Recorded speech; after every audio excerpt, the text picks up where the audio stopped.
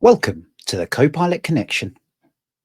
We're here to share with you all the news, insights, and capabilities of the Microsoft Copilot ecosystem from across the entire Microsoft stack. I'm Zoe Wilson, and I'm an executive at Avanade in our modern work business, an MVP for M365, a regional director, and a Viva Explorer. And I'm Kevin McDonald. I'm an MVP, Viva Explorer, and the Copilot Strategy and Modern Workplace AI lead at Avanade. And we'll be releasing these episodes as podcasts, and we'll be bringing experts from across the community, from Microsoft, and talking about what the Copilots are, the impact they can make to you and your organization, what you need to do to start implementing, and even how you can extend them. And we're on to episode 14 now, Zoe, and I really wish I'd learned that. I didn't have to keep looking up at my notes as we talk through it, but hopefully I'll get there one day. 14 plus a whole heap of mini episodes. That's true. And the one that we lost with Trisha that we had to redo. Yeah, we don't talk about that. Actually, we do. I'm sure we've mentioned it on about 4 other episodes. Yeah. No, I've learnt the guilt from that one. Yeah. So what are we doing this week? Yeah, so this week we've got a few bits of news, and actually most of the news is outside of the Microsoft ecosystem, isn't it? But there's a few things that we've seen that we wanted to share with you. And then a great interview with Michal Pisarek that Kevin from Orchestry that Kevin did earlier this week. But first, sorry, go on. And just please stick around for that, because with a really great interview where we talk about kind of governance, but as Michal says, it's Copilot readiness for that. So we talk about some of the things needed with that, which is really interesting conversation. Yeah, a really great interview, and it was really good to have another guest take part. The first thing we wanted to talk to you about, though, was the month of Copilot. On our last episode, we announced that we're holding a virtual event for the whole of June where we'll be releasing episodes every day or sessions every day that cover all of the different Copilots. We opened our call for speakers, and we've had tons of really great sessions submitted from across all of the different products, but mostly for Microsoft 365. And despite coming from that Microsoft 365 background, actually what we really want is good sessions from across all of the other Copilots as well.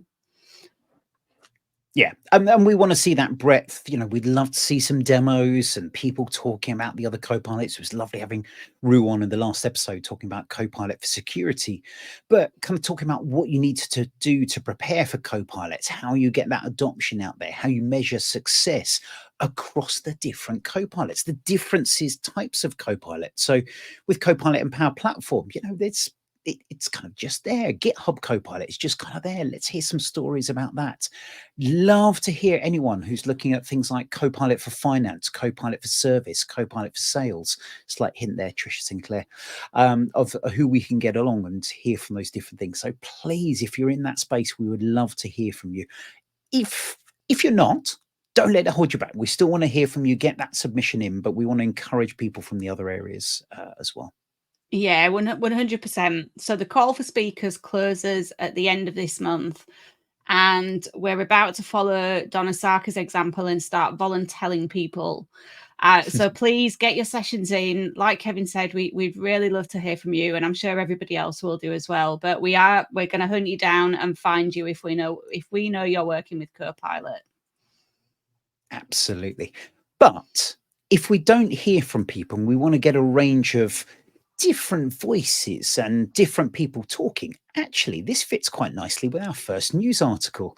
I think we both spotted, I saw Tom Arbuthnot share it first, and this is about I'm going to say it's Vasa 1 as a lifelike audio-driven talking faces generated in real time. So those who are watching along can see this. You can upload a single image, upload an audio clip, give it some control signals. I'm kind of assuming you can give it some what you want it to say as well, and it will generate some really quite impressive clips. So, sometimes nothing happens, and sometimes everything happens all at once, and you just got to deal with it. So I won't play a lot of these different clips, but that is an AI generated face from a single image. It's learned from that audio to create something on there, which is kind of scary. Yeah, I mean, it is very scary. And I know I used this phrase to you earlier, Kevin. It is still a little bit uncanny valley. And when you watch some of these longer clips, you can just tell there's something not quite right in kind of the way it's moving, but it's still incredibly realistic. Hang on, for if anyone's as behind the times as I am this morning, uncanny valley. What does that mean?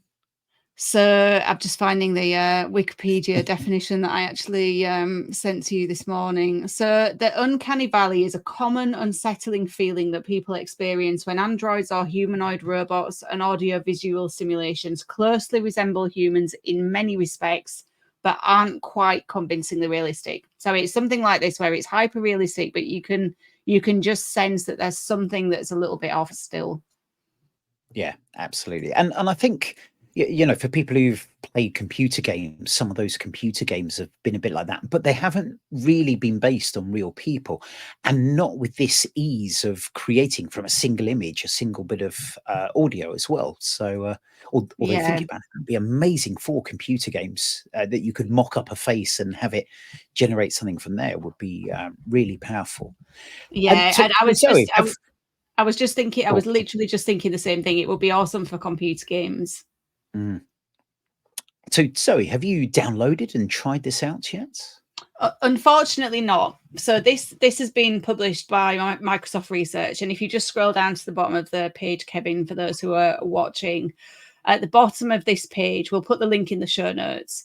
Microsoft do talk about the risks and responsible AI considerations, and as I'm sure you can imagine, there's a lot of potential for misuse with something like this. We started having a really interesting internal conversation about could you personalize mandatory training by, you know, recording it and then giving it photos of famous people that people might relate to, and have this recording delivered by Ryan Reynolds or Satya or someone like that. I loved that idea that you could get you know, your really in-depth compliance training done by Deadpool.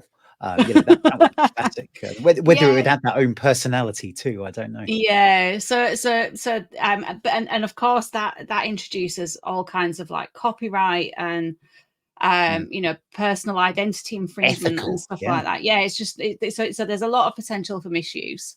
It was a shame though, because I was hoping, like I've actually told this person that I wanted to do this, but I was hoping that I could take a picture of Chris Huntingford and his voice and create a video where he talks about how SharePoint lists are the only data source that you should consider for Power Apps, and just put that out into the wild. But I should say that you didn't because of ethical reasons as well. Yeah. Obviously, so that's what stopped you from there. It would have been funny though. Yeah, it would. For those watching the video, I'm going to play this clip in a sec because this did entertain me. But it reminds me of what's the Netflix show where they talk about kind of crazy ideas, and it's got that guy who used to Channel 4 show who used to do news. Oh my gosh, Charlie Brooker, White, something Wipe, isn't it? Black Mirror. Thank you. Yeah. Yes. You confused me. I was going to say Black Mirror, and then you completely threw me off then.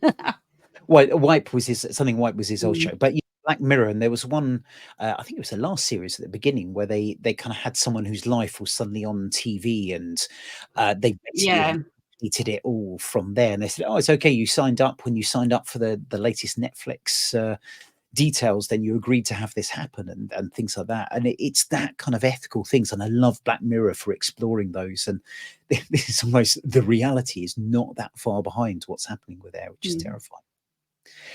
But let's get a bit of comedy, and I will play the sound of this for those who are listening.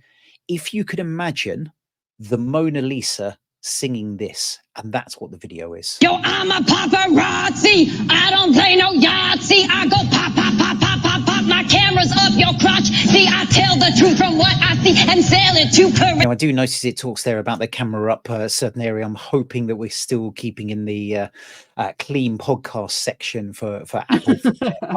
It is terrifying. I can look at that and I can imagine, I'm not going to be able to see the Mona Lisa in the same way from that. We can see some of these other videos where they've taken it as kind of cartoon type or animated characters from there. So I think what scares me most about this is I love what Microsoft Research have done in that they haven't made this available.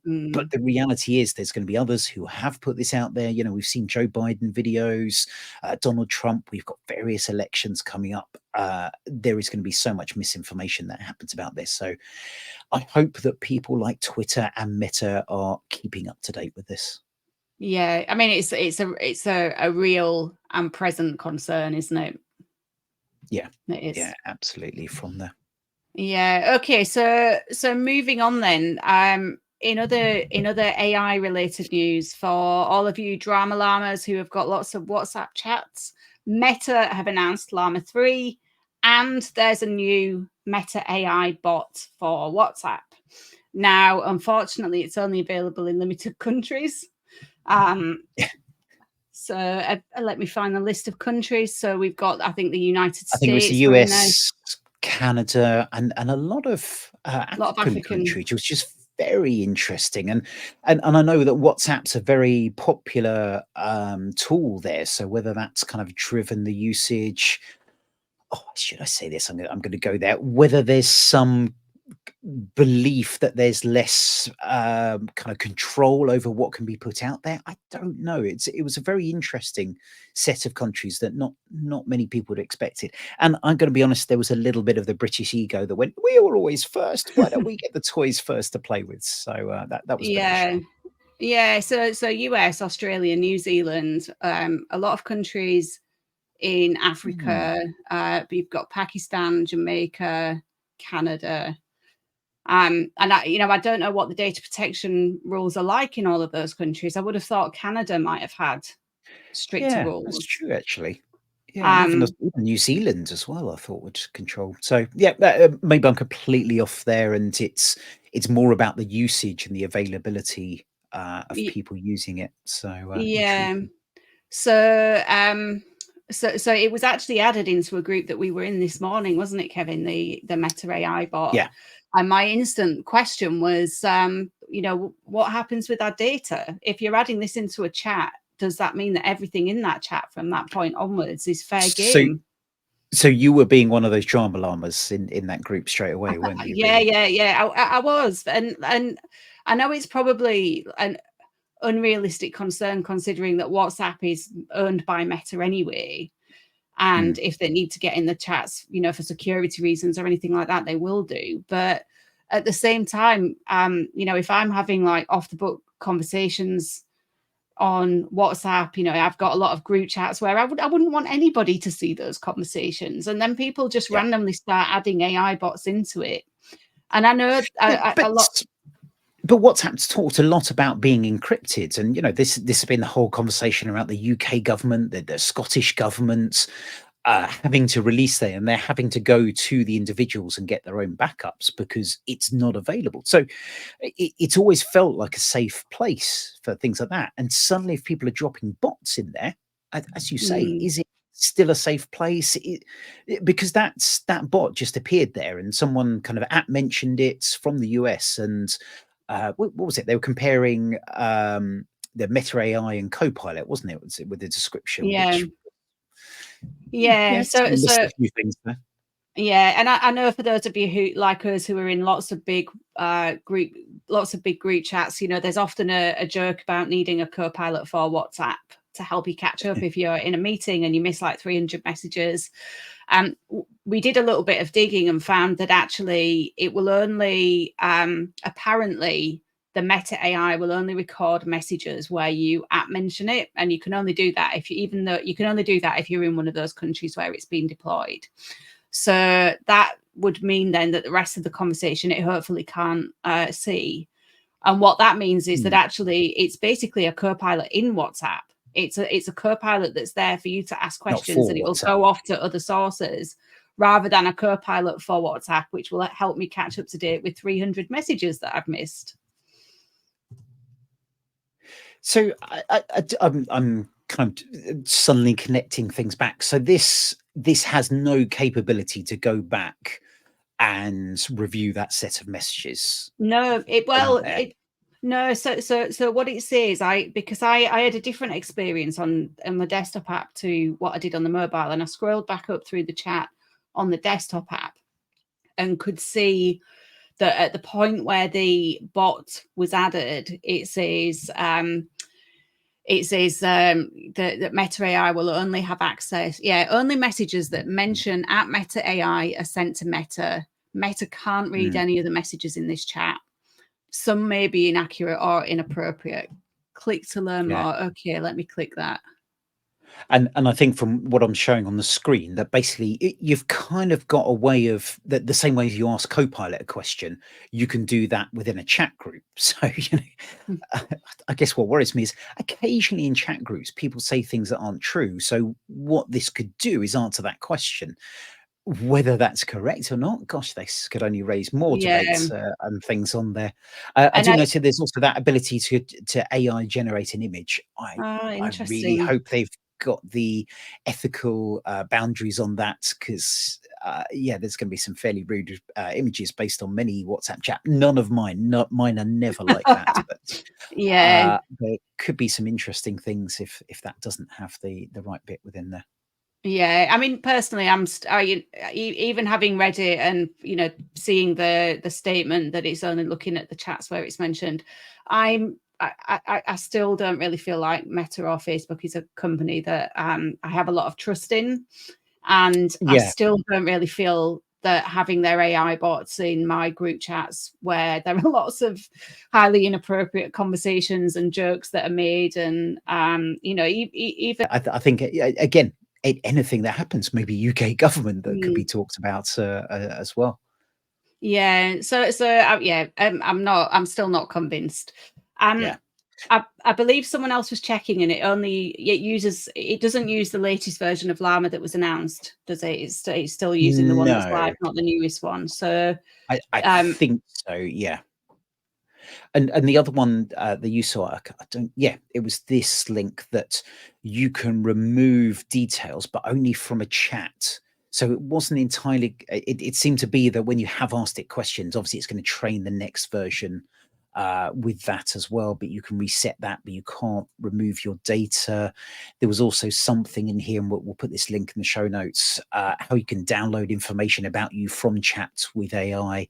So you can see what it is saving within there, and you can download it. But there seems to be no way to request that to be removed and things on there. So it's good that they're sharing and being clear about what they are doing. I'm still with you. I'm not that comfortable with what is there. Just quickly on Llama 3, because I think what's very interesting about that, and I've seen a couple of posts this afternoon that I'll mention as well, but the new Llama 3 with, I think it's these different types of model and the number of parameters involved in that, it's kind of ahead of some of the Mistral ones. The Llama 3 with the 70, Llama 3 70B is ahead of Gemini Pro 1.5 and the Claude 3. I'm not going to pretend I'm an expert in each of these different models, but all I can see is it's way ahead of many of those. And this is one that you can download and use in your desktop. I've already seen actually someone download and build a Visual Studio Code add-in. So you can almost have a GitHub Copilot style experience, not quite the same, but that style experience using just what's on your machine, so you can work offline and have that access and know your data's going nowhere else on there, which I think is very interesting and certainly opens up a lot of possibilities. We're seeing these models. It feels like there's another jump in what's happening with these. We know that GPT-5 is being talked about, and we hopefully will see something happen from that soon. So it's very interesting seeing this happen and what's going to come next from these as well. Yeah, I couldn't agree more. And even though we're predominantly in that Microsoft space, I think it's really interesting watching what the industry as a whole is doing. Yeah, Yeah, absolutely. Because and also looking at these models, looking at these capabilities like the multimodal, because that starts to come to the next session as well. Um, Final bit that I wanted to talk about was a little bit about feedback on there. I'm not talking, we make sure our audio's good here. I'm talking about providing feedback to Microsoft and submitting those ideas from there. And this all stems from, funny enough, a WhatsApp group conversation on there that was someone saying there's no longer a way to submit ideas to Microsoft. And I pointed out, yes, there is. There was the old user voice that was decommissioned. It's now the feedbackportal.microsoft.com. And there's all sorts of things. We can see Teams in there, Microsoft To Do, Excel. And I'm going to quickly go through these. The Microsoft 365 app within there. But I did notice, and I thought I remember which page it was on, but it seems to have changed the order. There it is. Copilot for Sales is on there, and also Copilot for Service. Not got too much feedback on there, so note if you are using those to provide the feedback. But I think it's really good, and I really want to raise awareness for people to go back there, provide that feedback, and add those things on there. And if there's something you don't see, Copilot for Microsoft 365, then maybe suggest to Microsoft that should exist there as a place to provide feedback. I know Copilot for Microsoft 365 has that thumbs up, that thumbs down. You could provide that feedback, but being able to say ideas, what do I want it to do? I think I What's messaged missing? you. Yeah, I messaged you about this, Zoe. I've got Copilot Microsoft 365 on my own tenant. My kids were asking today, how many days is it until we go to Disneyland? And I was like, do you know, I don't know, but I'm going to ask Copilot. And Copilot didn't know the answer. It's in my calendar. It's 40 days to go today, apparently. But it didn't know the answer to that. Once I told it what date it was on, it could do that calculation, but it couldn't seem to find that far ahead. So it's that kind of feedback I'd love to be able to put into there as well. Yeah, I couldn't agree more. And like you say, I think they've probably got a huge amount of feedback coming through those in-app feedback options, but actually it's the other stuff that we can't do in the in-app feedback. Like you say, the ideas, the things that are missing, the cross-app integrations, and the things that are just going to make it better as well. Brilliant. Okay, so we've got other news since our last recording as well, and that will all be in the show notes. And for the things that are really, sorry, not just the show notes, it's also in the LinkedIn newsletter. So hopefully you subscribe to our nice new LinkedIn newsletter. I'll make sure that the link to that newsletter is in the show notes, which will have all the show notes and the newsletter. Oh, this is feeling like a big circle going Inception. on here. But yeah, exactly. But yeah, Brilliant. do check that out. Yeah, brilliant. With that, Kevin, I think it's time to go to our interview. So before we kick off with your interview with Michael, do you want to just give us like an overview of what you talked about? Yeah, so we kind of covered three key areas. It's what you need to think about for governance, or as Michael calls it, Copilot readiness to sort of prepare your environment. It's very focused on Copilot for Microsoft 365. And you'll hear at the end, I kind of noted that particularly, but said a lot of the themes that we talk about actually apply to other things as well. So I'll let you get to that point when we hear it. Also talked about what Orchestry can do. I'm not a big fan of pushing marketing type materials, and I hope you don't feel like it's like that. You'll hear the story I talk about why I got introduced to Michael, because I loved what he said and then realized that he was building a product to do it. So I like what he's done in there. I hope you hear me challenge and talk about what it doesn't do, what it does as well. So please, if you think it's too much of a marketing push, let us know. We're not here just to push products. We're not getting paid by them. I just love hearing what Michael talks about. But then also at the end, he talks about what sort of AI they're doing within Orchestry itself and how they're using that. And that was really, really interesting. Some of the ideas and things they're looking at. And in fact, they're not trying to jump onto a bandwagon. They're not just putting generative AI in for the sake of it. They've got some really interesting ones on that. So, yeah, I think, shall we roll that and see what people think? Sounds Over like to you, Michael. So, hello, I'm here with Michael. Michael, do you want to introduce yourself? Hi, everyone. My name is Michal Pisarek. I'm one of the founders and the CEO here at Orchestry Software, based out of Vancouver, Canada. I always have to say I don't sound Canadian. I'm originally from Australia, but I've been here for actually over 15 years now, so I could call myself an honorary Canadian. We are a governance, adoption, and automation platform for Microsoft 365. Really helping customers in a number of different ways to take better advantage of Microsoft 365. But in terms of Copilot, obviously, everyone's hot topic of the day, we really help customers kind of understand their environment from a security and a governance posture perspective, and help them clean up their environment as well, whether that's retroactively applying things like sensitivity labels, looking at permissions, or even some of the provisioning capabilities that we have. So, long term, you have all of those security measures in place. But yeah, super excited for this conversation today, Kevin. So let's get rocking and rolling. So I think it's probably, I know for those who've been around my podcast history, we spoke on Grey Hat Beard Princess previously on there, and I think I shared the story of how I got connected with you, and I think it's a really good one. Is listening to my big inspiration of the Microsoft Cloud Show podcast, and you're on there, and as some of my fellow podcast hosts know, I tend to listen to podcasts in the supermarket, and the ones that really get my attention, I sit there and end up walking around going, yes, yes. And your one you did with Andrew and CJ was exactly that, because you talked about governance, and I think you were just starting Orchestry when you spoke there, but the kind of fundamental part was what you need to do with governance, with Microsoft 365, what you need to plan for, how you engage people with it.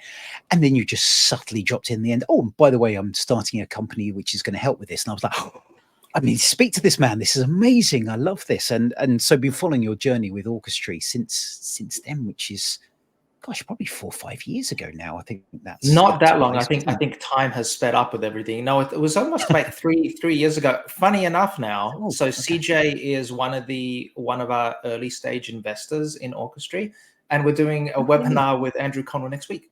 So Oh, there's a lovely circle going on with yeah, that. what's old is new again. And I would also say, Kevin, that in the kind of theme of what's old is new, is I would definitely say that Microsoft 365 governance has been rebranded Copilot Readiness as well.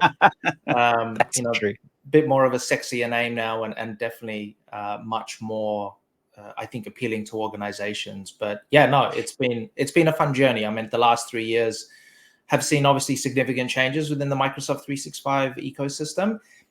But really, we're seeing still a lot of organizations struggle with those fundamentals. And it's not an easy thing to do technically. It's not an easy thing to do organizationally. But definitely over the last 6 months, we've seen organizations really start to understand the impact that poor permissions and obviously oversharing, and even the lack of training. That's one of the things we see, even the lack of training around using a new tool like Copilot, and some of the impacts that could have. Yeah, absolutely. And it's funny talking about that past. I was chatting with someone about Copilot Studio, how you can point it at a website, point it at my blog. And it reminded me I had a post from the beginning of 2018 about what I see as the big topics for 2018. And one of those was governance is going to make a resurgence. So, these conversations have been happening for a long time. And I think people like yourself and many others have been trying to get organizations tidying up their data, looking at that oversharing, doing the right thing with it. And exactly as you say, Copilot suddenly, it's almost it's given them the carrot to sort out their environment versus the stick of, well, you should do this in case something happens. So it's kind of nice to be able to have those conversations again with people. Yeah, I mean, we see it on the Orchestry side in a couple of different fronts. So I think traditionally what we saw was IT admins coming to us and saying, our environment's a huge mess. Our users can't find anything. We need a tool, a third-party solution to help manage this. Now, of course, you can do it out of the box, but as you know, trying to go through the various different admin centers and writing PowerShell scripts and everything else can be really, really difficult. But traditionally, up to, I would say, and sorry, just quickly on that, and not just doing it once, keeping that up to date and with all the changes happening as well, and doing it at scale. I mean, that's one of the things we kind of laugh about. It's quite easy to write a PowerShell scripts to go and iterate 100 Teams or SharePoint sites. It's a very different thing when you've got organizations that have 20, 50, 300, 500,000 groups and teams, right? About the PowerShell script just starts to fail after at that scale, unless you put in a whole bunch of additional kind of logic in there. But as I was alluding to, traditionally it was IT managers coming to us, right? Saying, we've got these issues and we're annoyed, and maybe we're paying for additional storage and our end users are annoyed. So, we want to look at a third-party tool, but then they have to go and sell that up to the executive. And of course, the executives like governance. This doesn't make any sense to us. We don't really care. So it was a little bit more of a harder sell. In the last 6 months in particular, we've seen that completely flip. And what's happening now is a lot of CEOs and CIOs, they're hearing that AI is coming. They're hearing how much more effective it can make their organization. They're hearing it from Microsoft. They're hearing it from the outside world. We have a lot of conversations with CEOs in particular who are saying, like, we know we need to get ready for this because we see our competitors doing this. And we see them becoming more effective. We see them also losing staff, right, as well, but keeping that same level of productivity. So we need to get Copilot ready. And that message then goes down to the IT team. The IT team are like, great, what does that mean? And they come to a company like us. So I think the sell is a little bit easier, at least from a budgetary perspective also around that. I think the second part, as you've alluded to, is, Copilot in particular makes things much more visible, which were a little bit harder, I think, to conceptualize for a lot of organizations. And I think Copilot does it in two distinct ways. So the first one is around search and information retrieval, right? So this is not a new problem about people sharing content, and people have content, access to a bunch of things that they never knew about. But really, this concept of security by obscurity worked pretty well in kind of that search world. Because again, search was good, but if you really wanted to drill down into search, you'd have to understand, how search works and maybe those common terms.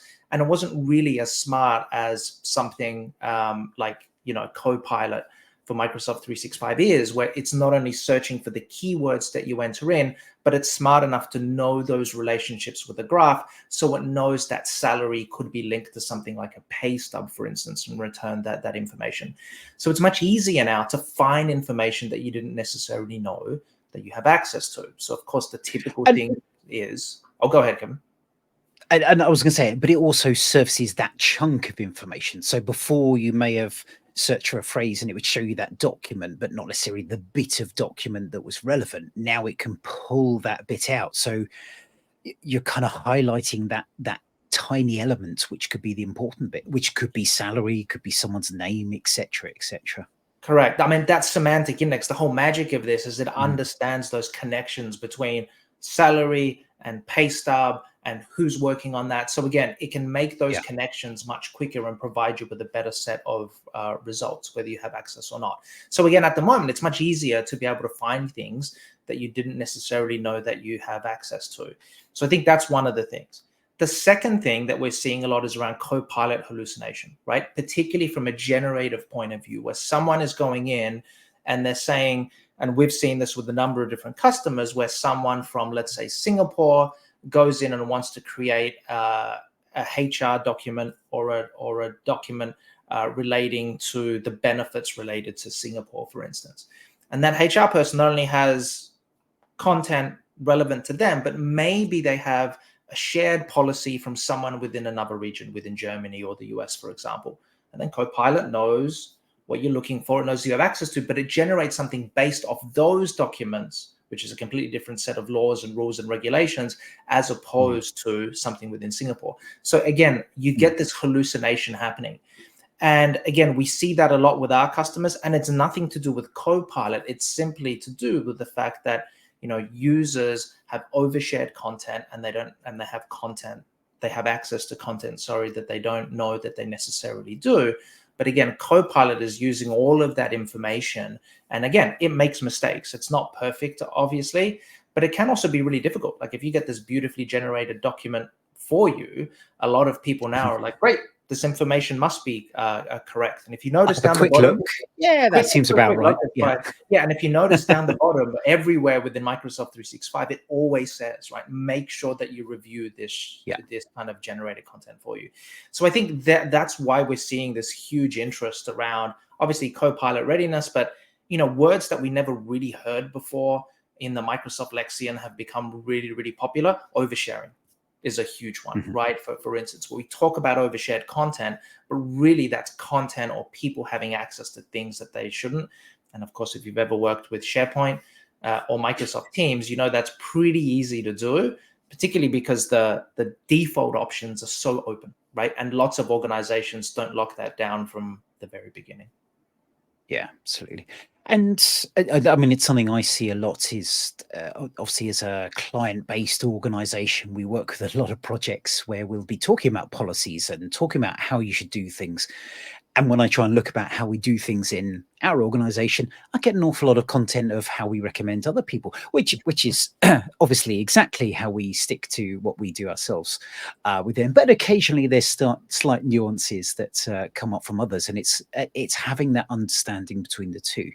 And I think you touched on oversharing there as being content that you shouldn't see, but I think there's also a relevance, isn't it, to content that shouldn't matter to you so much, that maybe you can access, but it almost maybe shouldn't be archived, but needs to be lower priority. Are you seeing that the kind of governance story about being that? Because I know prior to Copilot, a lot of it was getting that search relevance, getting the right information to the right people at the right time, and having good, well-managed content helps that happen as well.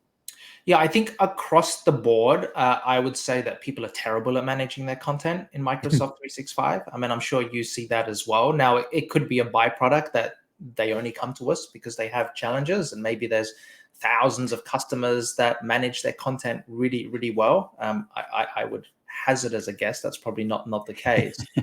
But I think, again, it's basic governance and it's basic content management, and particularly from the point of, we have a lot of capabilities within Orchestry about basic lifecycle management. Pretty common thing in terms of people create these teams and these SharePoint sites, they use them for a period of time. There's lots of processes within organizations which are time bound. So whether it's, responding to an RFP, responding to a project, or working on a project, maybe even onboarding an employee, which could be time bound, a lot of the time that content gets created and then it sits there essentially forever. So this idea that having a process to be able to go back and kind of clean that content up, and like you said, Kevin, archive that content and make it a little bit lower priority, is something, again, that a lot of organizations haven't necessarily done. And A, it's because it requires a considerable amount of effort. B, and let's be honest, Microsoft hasn't really made this process that easy, right? And when you think about it from Microsoft's perspective, because I always talk to customers and why do they make things so easy to be able to go and create these things? Well, Microsoft is in the business of you creating your content and getting your content into the Microsoft cloud with as little friction as possible and as fast as possible, right? And if they didn't, then people would go elsewhere where it is easy, because they want things to be frictionless as well. Correct. So people aren't there to be secure, sadly. So exactly, yeah, they would go to Dropbox and some of these tools which are extremely easy to do. But again, there needs to be some sort of mechanism, particularly even on the basic side. If we have content that's been there for 10 to 15 years, doesn't really need to have to be there. We see a lot of organizations as well at the moment running into storage challenges because they've got this massive content, lots of versions happening, and nothing gets cleaned up as well. So I think that's on the life cycle side, or the back end. The front end as well is really organizations now really starting to plan around things like sensitivity labels, proper security, reviews. And reviews we're starting to find not just of content or of SharePoint sites, but things like review of users, user membership, and also around guests, right? That's the other big thing that we're seeing is around guest management as well, and having guests reviewed. And Microsoft is releasing a whole range of additional tools and capabilities, unfortunately, always part of additional licenses. But again, the Entra ID governance license, and there's a new SKU for that, which is Entra ID governance for guests, I think it's called, some really great tools around managing the life cycle of those users as well. Okay, sure. And but I'm guessing the guest side, that doesn't hit Copilot quite so much, because if you're a guest, I'm assuming you're not going to be spending $30 per user per month on a guest to have access there. But it's part of the general governance. It is, and you might think it's not, but if you're a guest in most teams, you can create content, you can delete content, right? You can go and do a lot of these things in a lot of cases. So again, it's one of those things as well that I think has to be considered. But yeah, you're not going to give your guests Copilot licenses unless you're a very, very wealthy organization or you really like your guests. But typically we wouldn't. Absolutely. So what sort of things does Orchestry do? You touch on that data lifecycle, you touch on that kind of guest management. That's the areas that you've helped people with to kind of make it easier to do the right thing.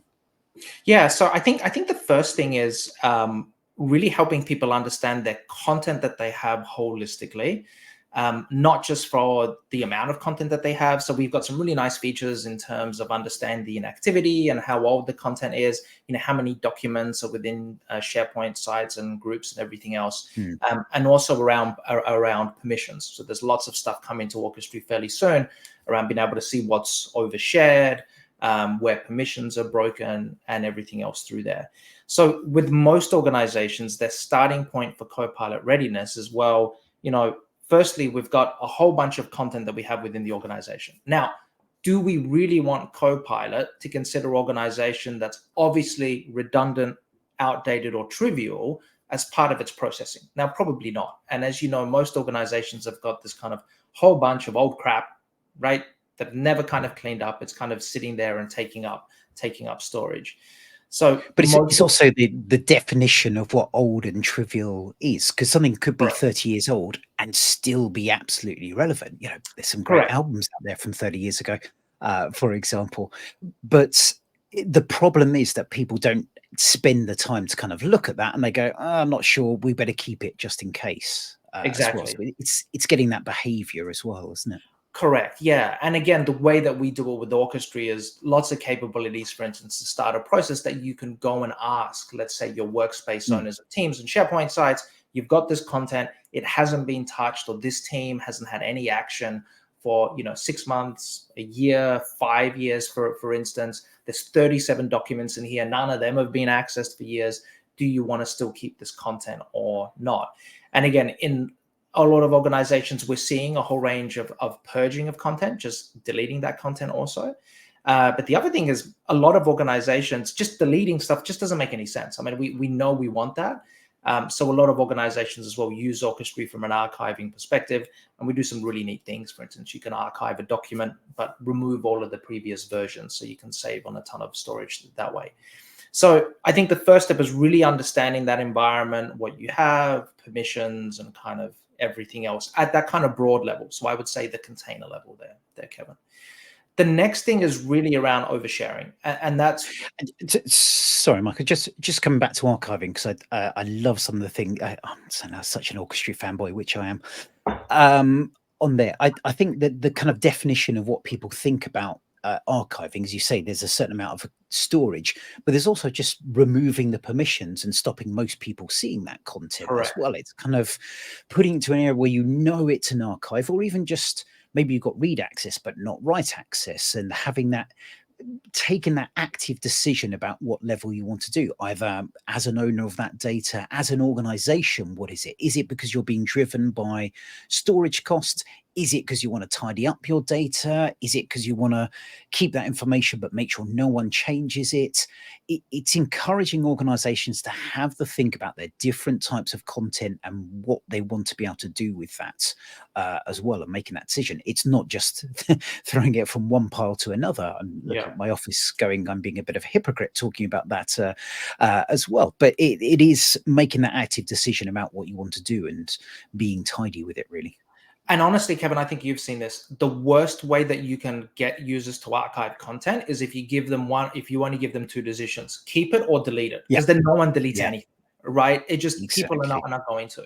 And again, with Microsoft 365 out of the box, there's some other capabilities now with Orchestry, just as a quick plug, we've got a whole bunch of features around this, and I'm going to talk about this because you set me up for it. But again, all of the things that you might want to do. So, removing previous versions to save on storage, like you said, changing permissions, right? That ability to say, well, let's remove access for the members, maybe remove access for some of the owners, definitely get the guests out of there, right? Guests don't need to have access to Teams and SharePoint sites. They haven't.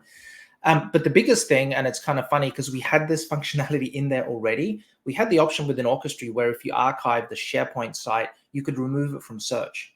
Now, as you know, Kevin, now if you remove it from search, you also remove it from Copilot processing. So us being the product company that wants to dive on every trend, we've now changed that label from just remove from search to remove from Copilot processing as well. But that we find that ability. Oh, Michael, you're just becoming Microsoft at this stage. I know. But even those things we find, and I don't have the stats, but we know probably 99% of cases, unless people are just like, I really don't need this stuff, let's just delete it. That ability to get someone to say, yeah, I don't need this content, so let's get rid of the previous versions, maybe remove it from search, change permissions, like you said, Kevin, make it read only, and even change the name of that team or SharePoint site so people know that it's been archived. Super, super useful. And when you look at it from a Copilot perspective, the more massive content that you have for Copilot to work on, the more of a chance it is that it could get it wrong, right? So again, you want to reduce that corpus of information that you have to the stuff that is going to be the most relevant to you. So again, that first step for a lot of companies that come to us is really that kind of, what do we have? And let's at least clean this up. And again, lots of advantages from, a security perspective, definitely from a storage perspective there as well. But again, the smaller the haystack, the easier the needle is going to be to find. And that's really what you're trying to do with Copilot, to give it the best chance of finding that needle there. Yeah. And you've got that notion, I get forced by my family to watch those shows where people kind of declutter their houses. And there's that kind of go and put it in storage, leave it there for a few months, work out if you still need it. Does it still bring joy to your life? And if it does, great, keep it. I think it's that same logic, isn't it? Put it into that area. It removes that kind of feeling, that kind of behavior, that habit around it, that, well, I need it just in case. You've got it there, you haven't lost it, it's just taken a little bit further away, and then if you don't need it, great, then it can go and be sold off. And I think it's that same mentality, isn't it, to break that habit that people have, that addiction that people have to keeping things. It is, yeah. I mean, for us, we have a feature called two-stage archival, which you might know about, but really the first stage is keep it where it is, get rid of the versions, get rid of all of it. And then you can set up Orchestry to say, well, if this isn't touched 1 year, 2 year, 3 years, then you can actually go and do that deletion process. But I think as a general tip is, again, if you want to run a process of getting people to clean up their content, if their only option is to delete all of it, they're just going to keep all of it, right? And that's where we see these steps. That has to be that middle ground there. Yeah, absolutely. So the second part. Sorry, yeah, go on. So kind of, let's say we've gone through, we've deleted a whole bunch of stuff. We've gone and engaged our content owners. They've made the process around that. So that's great. The second part is really what I think is quite popular at the moment, is this concept of oversharing, right? And we talk about it from an oversharing perspective. Really, it's permissions management, right? I mean, when you share something, you break permissions on it, and then people have access to things that they might not know that they have access to, for instance. And there's a lot of reasons that this happens, and a lot of it is just because the technical complexity of SharePoint, sharing things with individuals or with groups, the different link types, for instance, there. So again, the next step that a lot of organizations that, we see doing these Copilot engagements is, again, understanding what's being shared, understanding how people are sharing it as well. And there's lots of different ways to share content within Microsoft 365. Unfortunately, the default is the share with anyone link. So that's where I would say 90% of organizations are.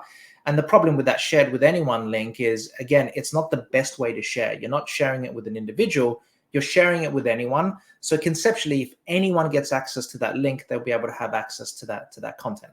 Now, I'm going to mention this about Copilot in particular, because this is really important to know. If you're using that shared with anyone link, it doesn't mean that every piece of content or every piece of content that was shared with anyone is automatically going to be available to everyone there. If that was the case, it would so be important a to understand. disaster. right? It would be a disaster for people, because most people, even in Orchestry, we were doing that because that was the default link type. If that was the case, I think Copilot would be in real trouble, because people would just have access to a whole bunch of stuff that hasn't. So the way that it works is you have to have actually access that piece of content with that shared with anyone link before Copilot is going to include it as part of any results for that individual. So that's a really, really good thing. And I really wonder sometimes, Kevin, let me know what you think. I wonder if Microsoft had it the other way around. They're like, oh yeah, just let, if it's shared with anyone, let Copilot process it for anyone. Because I think they would have turned that around pretty quickly, just probably looking at some of the data that we see from our customers. So again, trying to understand what that default link type is, change it from shared with anyone to something a little bit lower, for instance. And again, really trying to understand what's been shared within your organization. Now, this is a pretty complicated thing to do. SharePoint Premium does this quite well in terms of you can get the reports out and you can see what's shared with when. I don't know if this is out for SharePoint Premium yet, but again, then you can start what's called, I think it's like a sharing links review or a site review, they're calling it, where you can send now a review to an owner and say, owner of this particular SharePoint site, there's a whole bunch of link types there, right? Do you want to keep them or remove them or not? So I'm not sure if that's available yet, but it's definitely coming. We do the same thing. Very quiet because I can't remember what's been announced, what hasn't. So I'll let you get in trouble, and then I'll No. This was from this. I remember. I think you're right. Yeah. No, yeah, I remember Chris McNulty's session when they first announced all of this, all of this stuff. So there's definitely happening. So again, kind of that understanding. Now, at the moment, that can be a really cumbersome process as well, because you can go to the reports. There's things being shared with anyone. There's not really an easy way to get that information out of the Microsoft graph, and you have to go and run PowerShell scripts, or you go to the individual SharePoint site and you see all of the things shared with, and it's all kind of problematic there as well. But that's the second thing that most organizations are doing. We're building a ton of flexibility or a ton of functionality around Orchestry specifically for that. It is a really difficult thing to build because there's no graph API call of get all of the stuff that has broken permissions within a SharePoint site. You're literally having to go through item by item, which can get very, very problematic, particularly for larger tenants. But we've got this under control. That's why we're here to do the hard stuff there.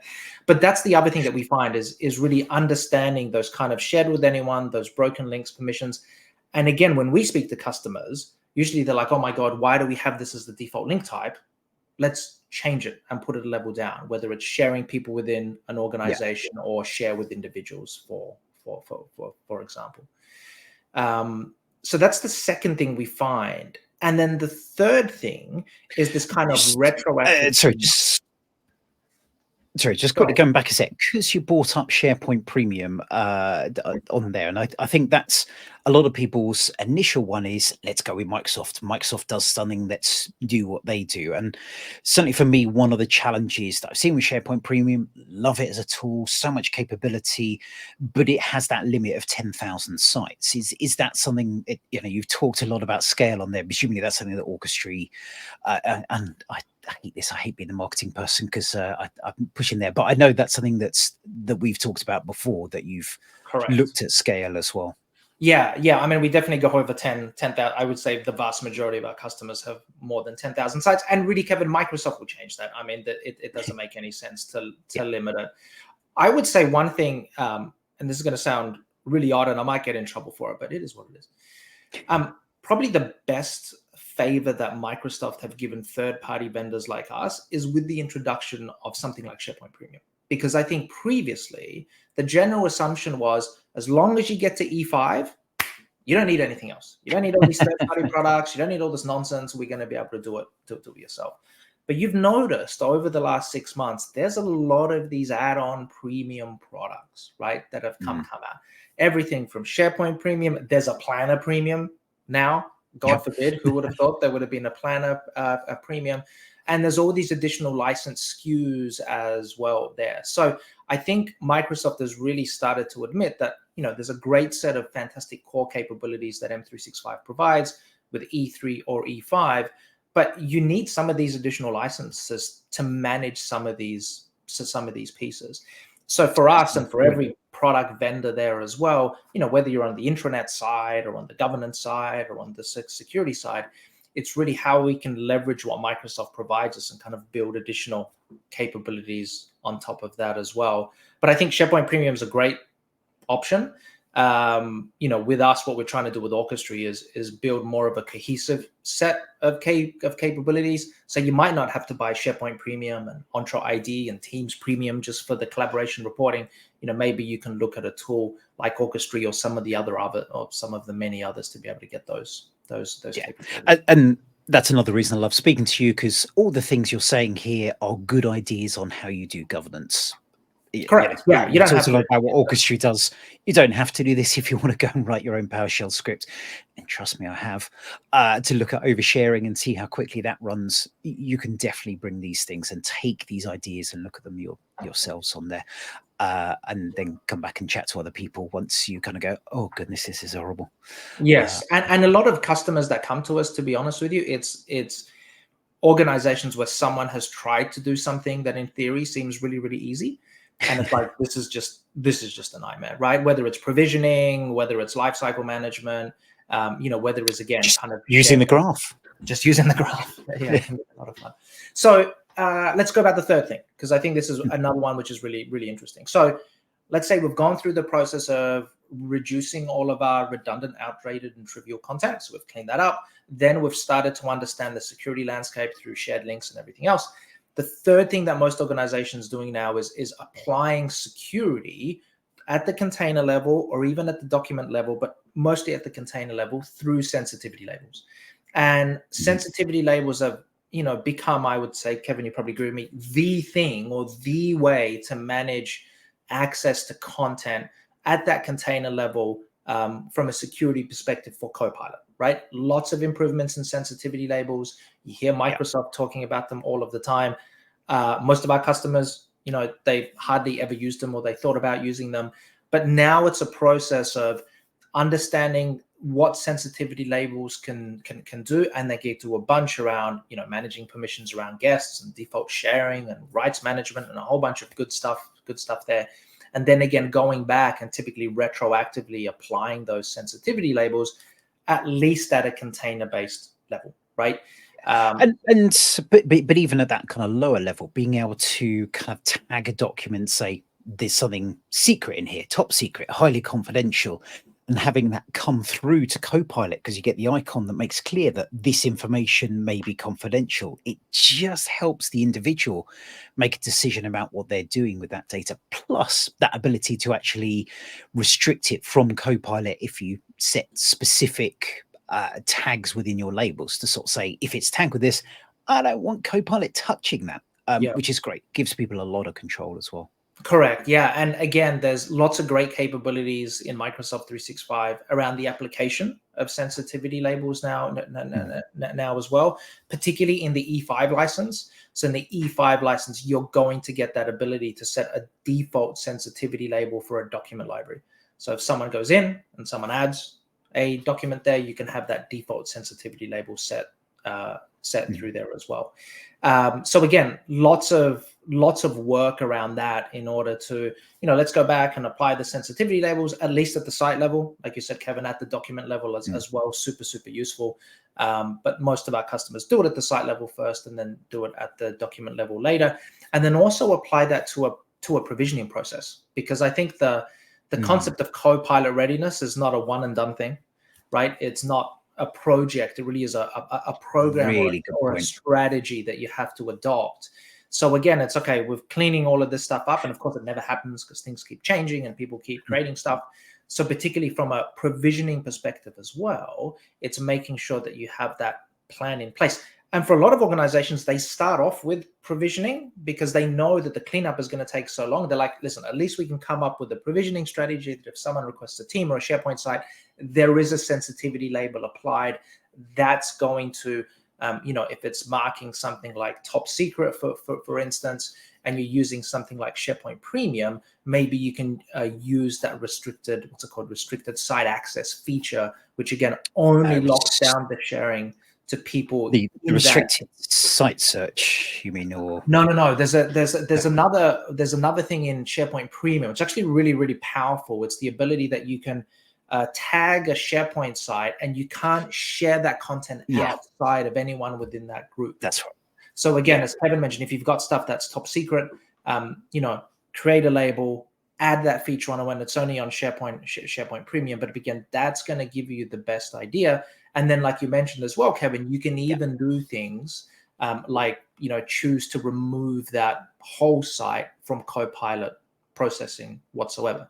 The problem with that is that you can't search for it as well. So, which is, I think, really, really problematic, basically. Yes. Yeah, I'm not a big fan. Well, it's called RSS, which just makes me think, oh, I can get blogs from it.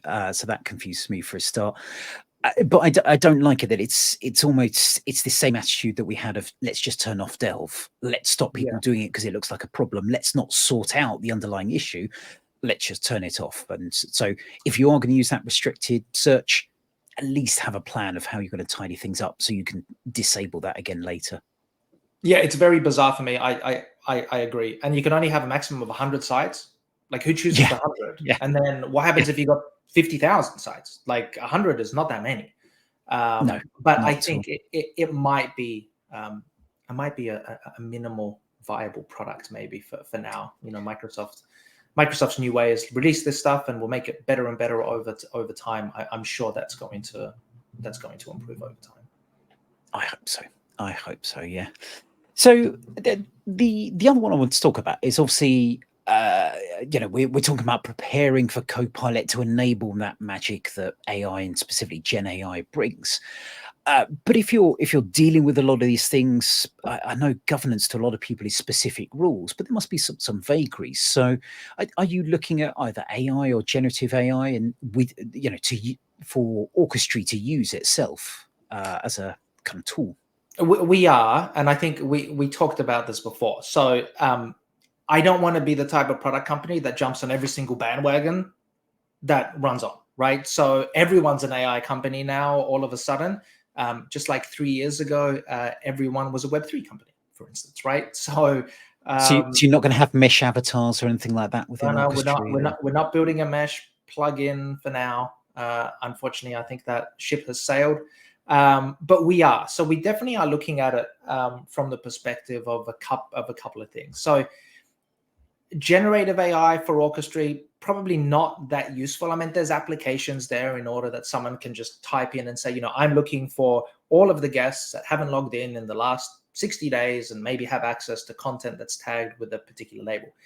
The problem with that is that you're assuming that users know the questions that they want to ask. And in a lot of cases, most users don't, right? That's why they buy a product like Orchestry, because we can tell them what they need to know without them knowing it. So I think there's definitely potential there, but we're not looking at it too closely there. Copilot plugins for us is a pretty interesting one also. So the ability that, again, someone can do some natural language stuff through Orchestry, where we're really viewing Orchestry from the AI perspective within the product itself is much more, I think, from the machine learning kind of perspective, right? So helping us understand trends of collaboration and security within an organization and presenting that to users. So one of the things that I would love to do, every organization comes to us and say, like, we've got 5,000, 10,000, 30,000 users, right?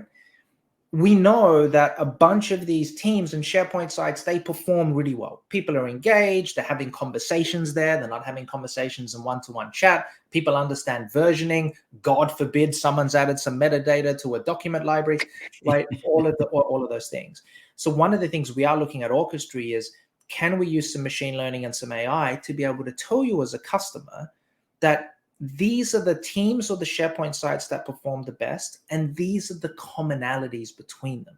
These are maybe the owners or the members, or maybe how they're structured. Because ultimately, when people come the sort of behaviors that the people do that make that work, that sort of thing. Correct. People want to understand within an organization what makes a good collaborative team. what are the commonalities? Love Because that. if you can find Love that, that. you can build off that, right?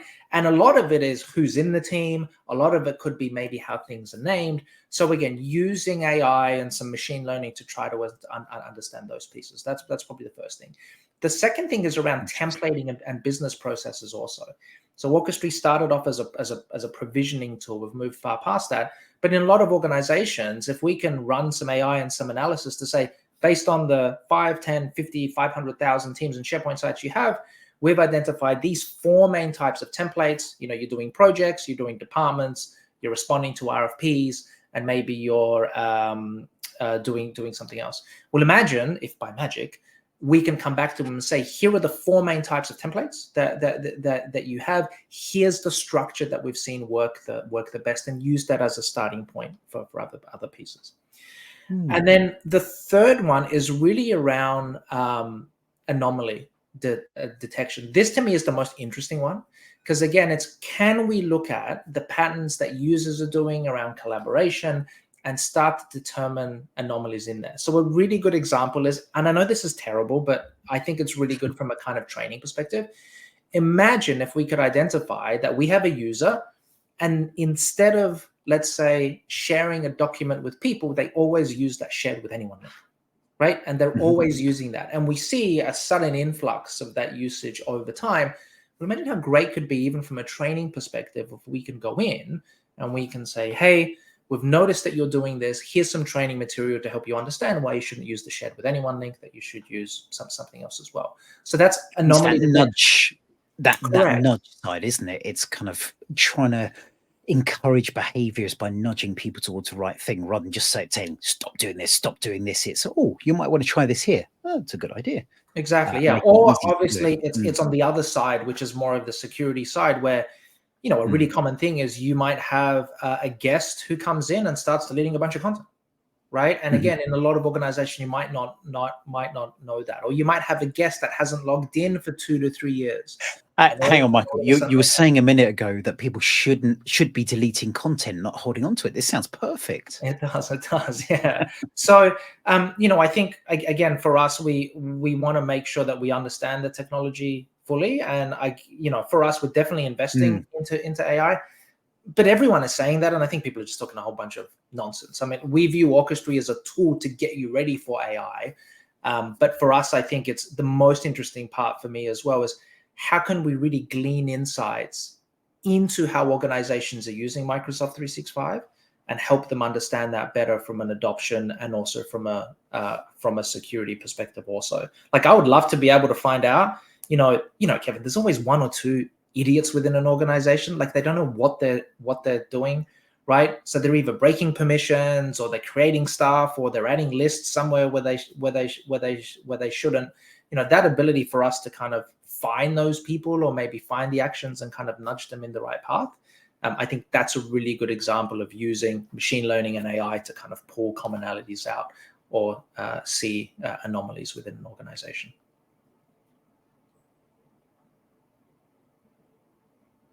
And Kevin has frozen.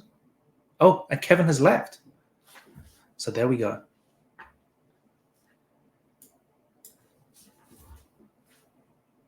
Kevin will be back, everyone. In the meantime, since this is still recording, I hope everyone is doing well. It is here, Vancouver. It is 7:51 a.m. It is a pretty miserable day here in Vancouver. But if you've ever been to Vancouver, you'll understand why. So let's just wait until Kevin comes back.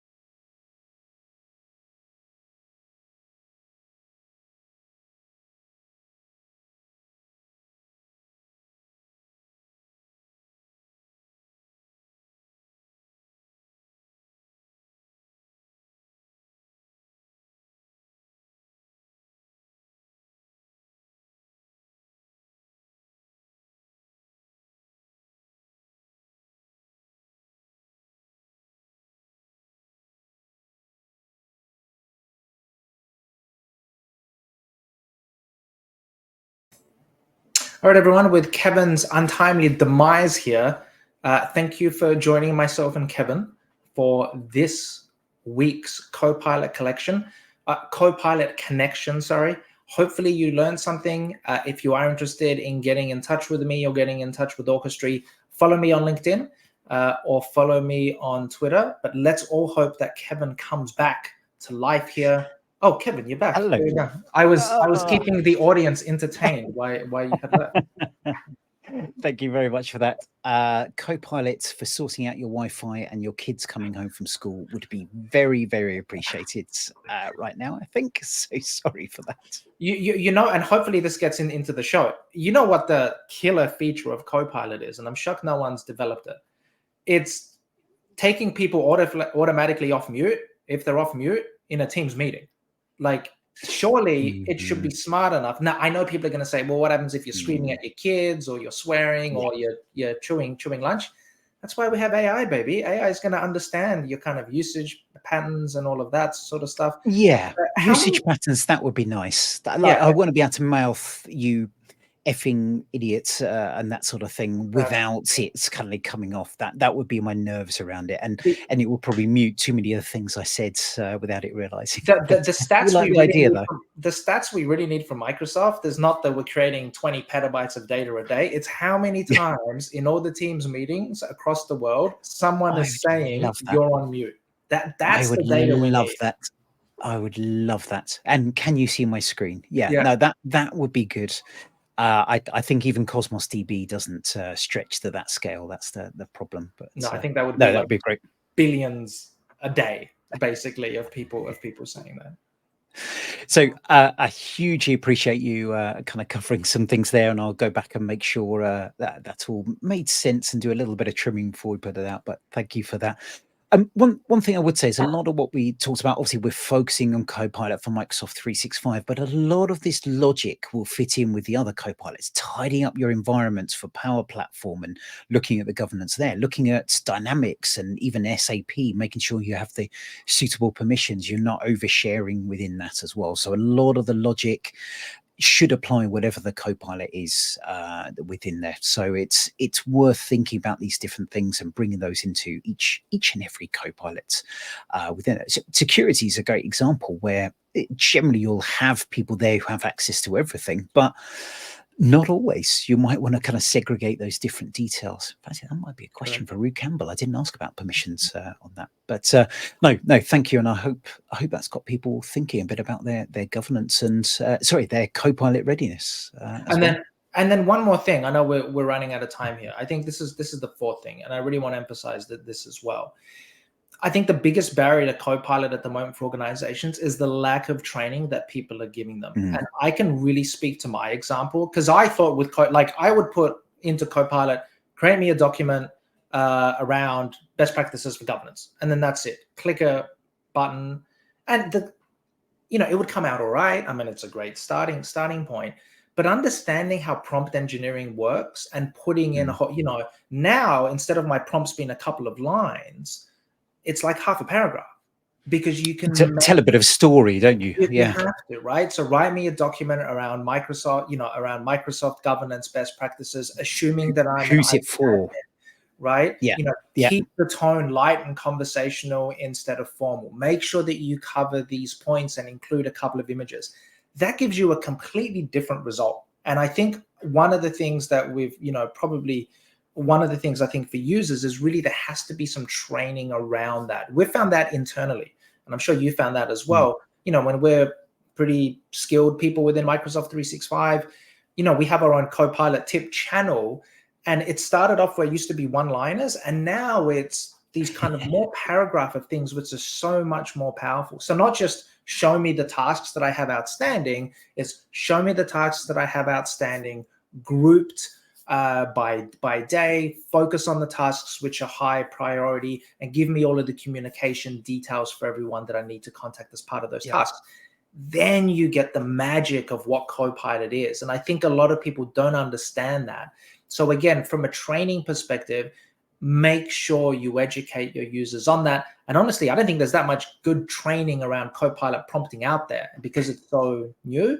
hopefully that's going to change here in the next 3 to 6 months as well. I'm trying not to say too much, but obviously there are some organizations, some large Microsoft partners who can absolutely help with that. But that's a topic for another time. What I would pick up on what you said there about creating that team that you have internally, build that community. That I think is the most powerful thing, to kind of share those good ideas, because those good ideas are not the same good ideas for everyone. They can be within your area, whether that's an organization such as Orchestry, whether that's your finance departments, your people who like cats within your groups on there. Those different ones will have those little niches that work really well together. And if you can harvest those communities effectively, that's where you get the really interesting stuff out. But no, absolutely agree on that. That training and getting people to understand those capabilities. Completely agree. Well, thank you very much. Really, really, really looking forward to going and listening to those last 5 minutes as well at some point. But really enjoy it. Always have a good chat with you, Michael, and really enjoyed that one today. So I will hand back to myself and Zoe as we wrap up. But yeah, any last words from you? No, thanks for having me on, Kevin. I think everyone appreciates what you folks are doing with this and helping organizations with Copilot. So yeah, thank you for having me on. Cool. And actually, final one, where can people find you? Are you out and about at any conferences soon if they want to have a chat? Yeah, so we are going to the M365 conference, is that what it's called, in Orlando in a couple of weeks.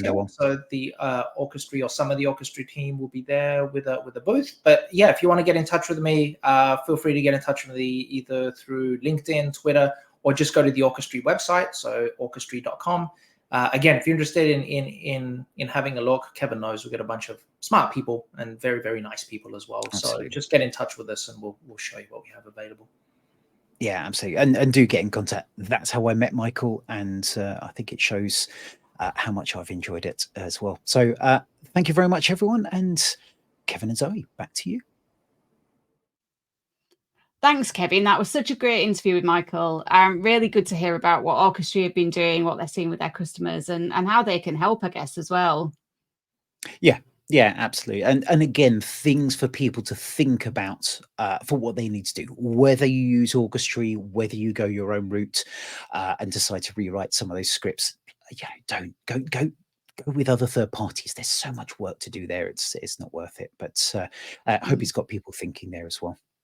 Brilliant. Well, I think we're almost at the end, aren't we? It's been another really great episode. There's just so much news coming out at the moment. Hopefully we're helping you keep up with some of that. Just a reminder, I know we mentioned this at the start, but our call for speakers for Month of Copilot is open now. Please, please, please submit. We want to hear from you. We want to get your sessions. We want to broadcast them through the month of June and just help spread the word about all things Copilot. Absolutely. And I'd also mention that we'll both be at the Collab Summit, Collab Summit EU in Wiesbaden in May. So do come and say hello. I'm sure we'll be wearing our Copilot Connection tops at some point there. So come and say hello if you see us there. Fantastic. But yeah, otherwise, if you want to hear more, please, please, please smash that subscribe button. Go into YouTube, subscribe to us there, put us on the podcast, follow us on LinkedIn, Twitter, /X on there. And even if you fancy, just leave a little review on there, because it all helps us get a bit more awareness from that. And, mention it. Mention it to your friends, mention it to your colleagues, mention it to your clients, even your family.